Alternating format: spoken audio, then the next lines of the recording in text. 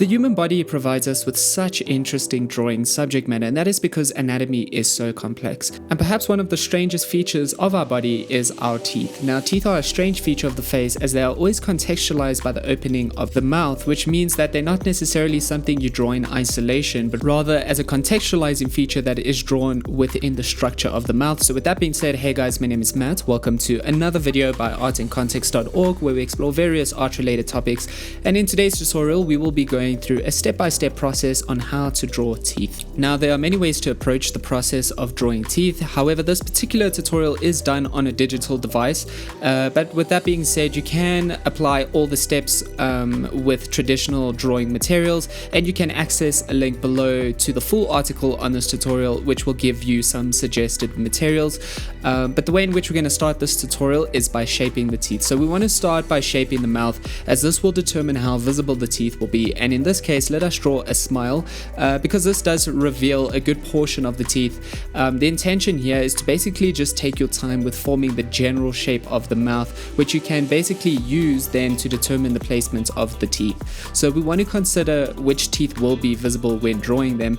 And a good suggestion is to also kind of look at some reference images on the internet to kind of assist you in your drawing process. This way you kind of also get a general idea of a subtle overbite, which is a more common structural quality in the jaw, and that is what we will be working with. So generally with the smile, the upper lip does rise to reveal the top row of the teeth, such as the central and the lateral incisors, as well as the canines and the first and second premolars. So we want to spend a good portion of time lightly sketching in these features. We also want to consider the size of the lips as we form the mouth. Now again, teeth are not just something we draw in isolation, but we also want to think about the actual nature of the mouth, and that means we want to think about the lips and how they are contextualizing the teeth and vice versa.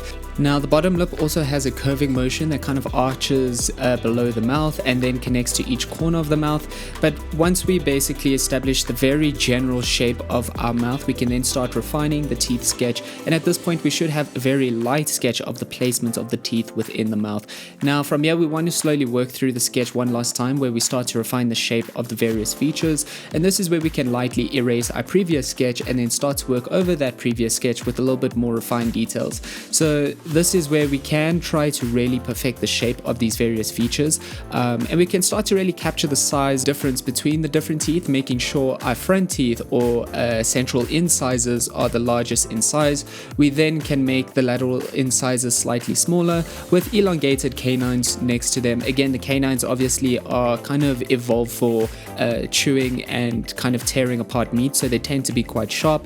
We also want to make sure we capture the heart-shaped structure within the lips.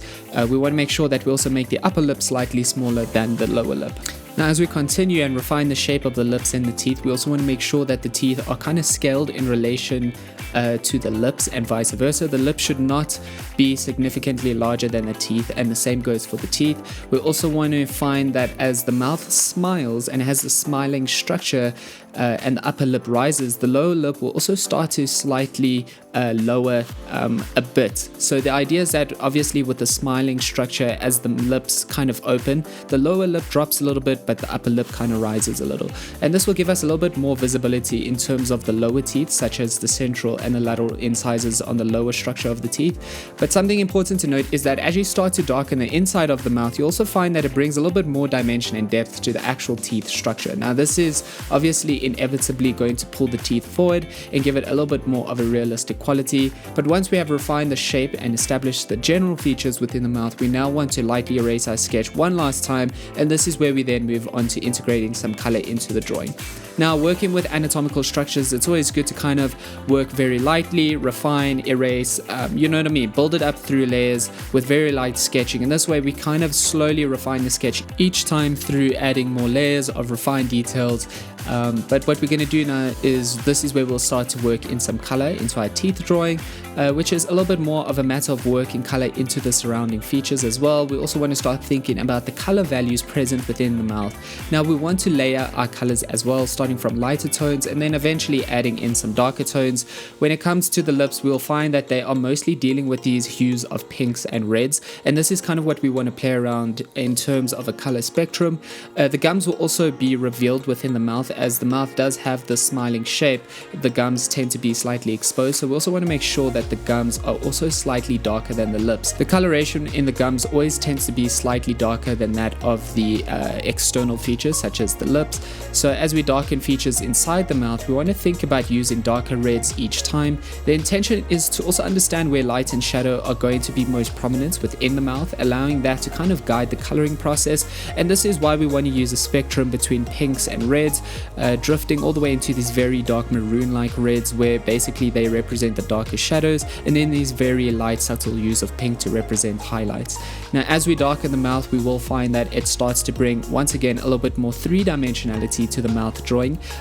Naturally this brings the teeth more to the foreground and establishes the darker areas inside the mouth to kind of be placed within the background. So we also want to be strategic with leaving negative spaces in the lips, which will also suggest a highlight, or you can work over some lighter hues into the lips to kind of establish a little bit more of a highlight quality, reflecting off of the moist surface area of the lip. We'll also find that naturally, because there's a lot of moisture in the mouth and on the lips, we can work a lot with negative space in the case of drawing, but if you're using kind of a more painterly medium, you can layer on those lighter highlights to kind of establish these very light tones, but this you can kind of emphasize a little bit later. But once we have kind of worked out a more refined coloration within our teeth drawing and kind of worked through the colors throughout the lips, the teeth and the gums, we can now start adding a little bit more darker tones into the mouth. So once we have established those base layers of pinks and reds in the mouth, we can start to work on some darker masks to give more structure and definition to various features. Now this is where we can consider the base color within each feature of the mouth, which then can be enhanced with a slightly darker tone of those various colors. And this is where we can also start to integrate some line work for a little bit more structure and formation to these various features. Now as we integrate these darker colors, we want to also consider that we are basically trying to work around the teeth, and we want to leave the teeth kind of as this negative space as we darken the features around them. So we will want to take our time working through the different areas in the mouth and making sure that we are keeping the colors accurate in comparison to one another. And this is why looking at some reference images is a really good idea, because it gives you an idea of what the actual color palette is and coloration within your mouth drawing should be. Naturally, if you're going into more Caucasian style characters and kind of colorations in the facial features, it's going to be slightly different to other ethnicities or people of color. So thinking about your actual character and the coloration is really important as well. But as you proceed with adding color to your drawing, you want to keep in mind the area that will be least and most exposed to the light source and how this will inevitably affect their color values. So we will find that the lips are the most exposed to the light source, and we want to have these lighter moments that basically run through the structure of the lips. Now we will find that because lips are most exposed to a light source, we want to have these lighter moments that run through the structure of the lips, and we also find that the center of the upper and bottom lip will tend to be the most exposed because they have the most bulging quality within this structure around the teeth. But once we have done that, we're going to move on to adding in some highlights to various features in the mouth. Another aspect of the mouth is that it is often moist once again, which develops a reflective quality off the various surface areas in the mouth. And in this case, of the lips and the inner features of the mouth, we want to basically represent those highlights reflecting off the moist surface area in the gums and on the lips and so on. So we want to make sure that we consider the curved nature of the lower lip as well, which would develop a highlight in the middle area of the lip, and we can add these highlights to the inner features of the mouth as well, which will give it its moist quality. We also want to consider the upper lip as a feature that would be highly exposed to a light source, and this will inevitably develop a highlight along the edges of the lip and on its larger surface area in the central part of the lip.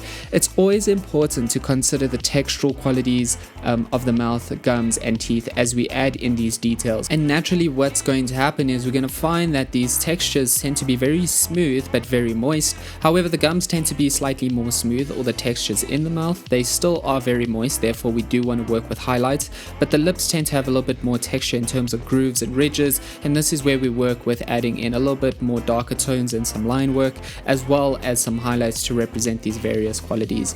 Now we're going to start adding in those darker tones, and at this point we can start to work on some darker details in the areas where the shadows are slightly more present or most prominent, and we basically want to focus mostly on the inner features of the mouth at this point, including the corners of the mouth. We can also work in some gray shading with the teeth in terms of creating this quality of shadow, but again thinking about the color of the teeth as these white features, which then naturally, if there's a shadow formation, the darker quality of that tends to be a subtle hue of gray, and that's what you want to think about again as a concept throughout the entire drawing, where if the feature is slightly darker, you just darken the tonal values as opposed to just coloring with a dark or black medium, but rather you want to create these gradients that shift from the lightest tonal value of that particular color to its darkest tonal value, and then maybe you can utilize really dark colors like black at the end of that gradient spectrum. But otherwise guys, there you have it. This is how to draw teeth in a few simple steps. Now this does break up a very fundamental way to kind of approach teeth drawing, but the process of kind of breaking it down into its fundamental shapes, kind of working in these refined shading and drawing marks to capture the form a little bit more accurately, develop your colors through layers starting from lightest tonal values to darkest, then working in some darker refined line work and highlights as a way to really finish the drawing off and really emphasize those various qualities. But another big key takeaway is to really think about how colors should be built up through layers, and how the darkest qualities within the mouth shouldn't necessarily just be like black or no color, but rather you want to shift from the lightest quality of that color or tonal value of that color to its darkest tonal value, which eventually can then lead to a very dark color such as black if need be, creating a very realistic gradient in those various colors. But otherwise guys, that is it for today. If you did like this video and are interested in similar or related topics, please do let us know in the comment section below, whether it is anatomy, drawing, or anything else. We'd love to hear back from you, and you can also show your support by liking and subscribing. Our channel is still very small, so your support means the world to us, and it enables us to make more art related content to share with you guys, which we love to do. But otherwise, thanks again for tuning in. That is it from me today. Until next time, see you in the next video. Cheers.